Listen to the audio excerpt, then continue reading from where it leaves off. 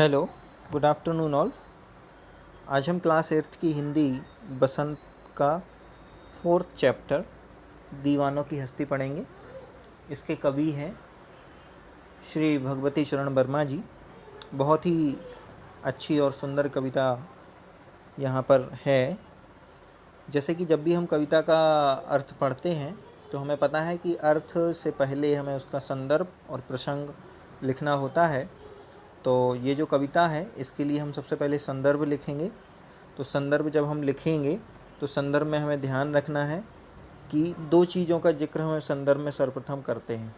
ठीक, सबसे पहले ये जो कविता की पंक्तियां हैं कहाँ से ली गई हैं, तो प्रस्तुत कविता हमारी हिंदी पाठ्य पुस्तक बसंत भाग 3 के दीवानों की हस्ती कविता से ली गई है और इसके कवि या रचयिता, ठीक, ये दूसरी चीज़ बताई जाती है कि इस कविता के लेखक रचयिता कौन है। तो इस कविता के रचयिता श्री भगवती चरण वर्मा जी हैं। इस प्रकार से हमारा संदर्भ दो चीज़ों में पूरा हो जाता है कि ये पंक्तियाँ कहाँ से ली गई हैं। तो हिंदी बसंत भाग 3 पाठ्य पुस्तक से दीवानों की हस्ती नामक कविता से ली गई हैं और इसके रचयिता श्री भगवती चरण वर्मा जी हैं। सेकंड नंबर पर आता है प्रसंग। प्रसंग में हम क्या करते हैं कि इस कविता में किस चीज़ का वर्णन है वो सिर्फ हमें एक लाइन में बताना पड़ता है। तो इस कविता में कवि ने मस्तमौला और फक्कड़ स्वभाव का वर्णन किया है। किसका? मस्तमौला और फक्कड़ स्वभाव।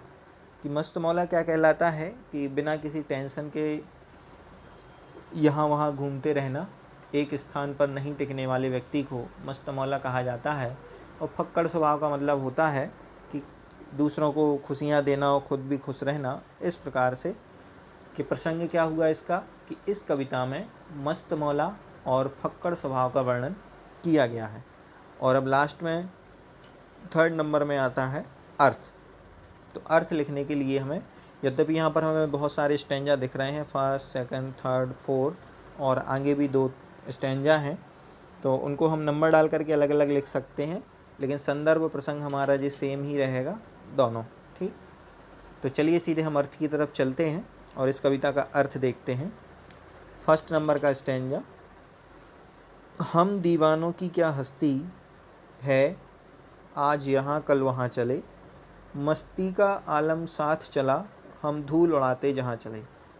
यहाँ कवि कहता है, अपने आप को दीवाना कहने से अर्थ यहाँ कवि का मस्तमौला और फक्कड़ स्वभाव से है कि वह बिना किसी फ़िक्र के, जिसे हम कह सकते हैं बेफिक्र होकर के, एक ही स्थान पर ना रुकते हुए सभी जगह घूमते हुए यहाँ वहाँ चला है। मस्ती का आलम साथ चला, हम धूल उड़ाते वहाँ चले। और वह खुश होकर के दूसरों को खुशियाँ बांटता हुआ, धूल उड़ाता हुआ जहाँ भी जाता है, अर्थात धूल उड़ाने से मतलब है कि खुद भी खुश है और दूसरों को भी खुशियाँ बांटता रहता है, इसलिए इसको कहा गया है धूल उड़ाते वहाँ चले। सेकंड नंबर का देखते हैं, आए बनकर उल्लास अभी, आंसू बनकर बह चले अभी।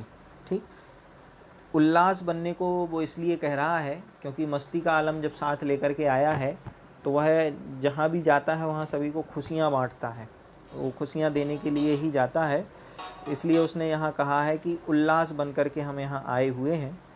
और उल्लास बन कर के आए हैं, लेकिन एक ना एक दिन जाना भी है। तो एक ना एक दिन जाना है, तो उसे यहाँ पर इसने क्या कह दिया है कि जब हम जाते हैं तो लोग दुखी होने लगते हैं और ख़ुद भी दुखी होने लगता है, इसलिए आंसू बनकर बह चले, ऐसा कहा है। सब कहते ही रह गए, अरे तुम कैसे आए, कहाँ चले। इसलिए इन पंक्तियों में कवि ने यहाँ पर उल्लास और आंसू दोनों शब्दों का वर्णन किया है कि जब वो आकर के सबको खुशियाँ बांटता है तो वो बहुत उल्लासपूर्वक रहता है, खुद खुश रहता है, लेकिन जब वहाँ से चला जाता है तो सारे लोग गांव के और वो खुद स्वयं रोता है। इस प्रकार से इसका यहाँ पर वर्णन किया गया है।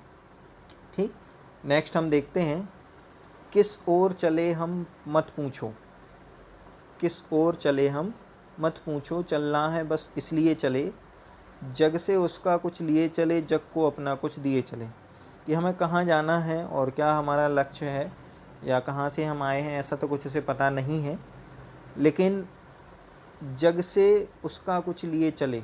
वो कहता है कि हम जग में कुछ लेकर के नहीं गए हैं बल्कि कुछ दे कर के ही गए हैं। इसलिए कवि कहता है कि जग को अपना कुछ दिए चले, हम जहाँ भी जाते हैं वहाँ खुशियाँ बांटते हैं और खुशियाँ दे कर के ही जाते हैं। ऐसा ही हमें यहाँ पर मानना चाहिए। ठीक, नेक्स्ट यहाँ पर देखते हैं। नेक्स्ट उसमें कवि कह रहा है फ्लाइट मोड। नेक्स्ट उसमें कवि ने कहा है, दो बात कही दो बात सुनी, कुछ हंसे और फिर कुछ रोए। ठीक, देखिए यहाँ कवि कह रहा है कि हमने जहाँ भी रुके वहाँ किसी से दो बातें की, अपना घर बसाया, उनके साथ खुशियाँ बांटी, किसी से दो शब्द कहे और उनको भी दो शब्द सुने, कुछ हंसे और फिर रोए। यानी जो लोग खुश थे उनके साथ खुशियाँ मनाई, जो लोग दुखी थे उनके साथ हम रोए। छक कर सुख दुख की घूंटों को हम एक भाव से पिए चले। यहाँ पर कवि एक बहुत अच्छा दृष्टिकोण बताना चाहता है कि इस दुनिया में सुख और दुख, ये जो दोनों ही चीज़ें हैं, ये हमारे जीवन में एक ही साथ आती हैं और कभी सुख कभी दुख, कभी दुख कभी सुख, इस प्रकार से हमें भोगना पड़ता है। इसलिए हमें इन सुख और दुख के प्रति अपना ऐसा दृष्टिकोण रखना चाहिए कि ना तो हमें हमेशा अपने आप को सुखी मानना चाहिए और ना ही बहुत ही दुखी मानना चाहिए। तो क्या करना चाहिए कि इनके बीच में समता भाव धारण करना चाहिए, धैर्य रखना चाहिए, सुख और दुख दोनों को अपने जीवन में बराबर का महत्व दे करके उनके साथ वैसा ही व्यवहार करना चाहिए जैसा हमें जीवन में सुख और दुख भोगने के लिए मिलता है। इसलिए कवि ने कहा है हम एक भाव से पिए चलें। ठीक, इनको एक समझ करके, मतलब सुख और दुख एक ही सिक्के के दो पहलू हैं, ऐसा समझ करके इनके साथ हम अपना जीवन व्यतीत कर दें। ये दृष्टिकोण इस कविता में कवि का बहुत ही महत्वपूर्ण लगा हुआ है। चलिए अगला देखते हैं। नेक्स्ट, हम भिखमंगों की दुनिया में स्वच्छंद लुटाकर प्यार चले। यहाँ कवि भिखमंगों की दुनिया से मतलब दुनिया के उस स्वभाव को बता रहा है कि जहाँ लोग सिर्फ मांगना ही जानते हैं, सिर्फ लेना जानते हैं, देना नहीं जानते हैं। इसलिए कवि ने यहाँ दुनिया को भिखमंगा कहा है। और स्वच्छंद लुटाकर प्यार चले, बिना किसी भेदभाव के, स्वार्थ भावना के कवि ने अपने प्रेम को पूरी दुनिया में लुटाया है, सबको बराबर बांटा है। हम एक निशानी सी और परले असफलता का भार चले। यहाँ कवि देखिए दुखी क्यों हैं, क्योंकि उसने निस्वार्थ भावना से प्रेम तो लुटाया ही है, लेकिन जिस निस्वार्थ भावना से सभी को प्रेम दिया है वो ये चाहता था कि उसी निस्वार्थ भावना से उसे भी सबसे प्रेम मिले जो कि उसे नहीं मिला है। इसीलिए उसने इस दुनिया को भिखमंगा कहा है और उन लोगों से इसे प्रेम न मिलने के कारण उसने अपनी इस काम को असफल पाया है, इसलिए वह दुखी भी है और आंसू बहाता है। नेक्स्ट में क्या कहा है कि अब अपना और पराया क्या, आबाद रहे रुकने वाले, हम स्वयं बंधे थे और स्वयं हम अपने बंधन तोड़ चले। कि वो कह रहा है कि अब इसमें क्या अपना और क्या पराया है। कोई व्यक्ति ना तो यहाँ हमेशा रहने वाला है और ना ही कोई चीज़ यहाँ से ले जाने वाला है, इसलिए अपने और पराये का भेद तो इस दुनिया में नहीं है। आबाद रहे रुकने वाले, वो अच्छी भावना भाता है इस दुनिया में जो भी रह रहे हैं, जीवन व्यतीत कर रहे हैं, वो हमेशा खुश ही रहें, आबाद रहें, उन्हें किसी चीज़ की कमी ना हो।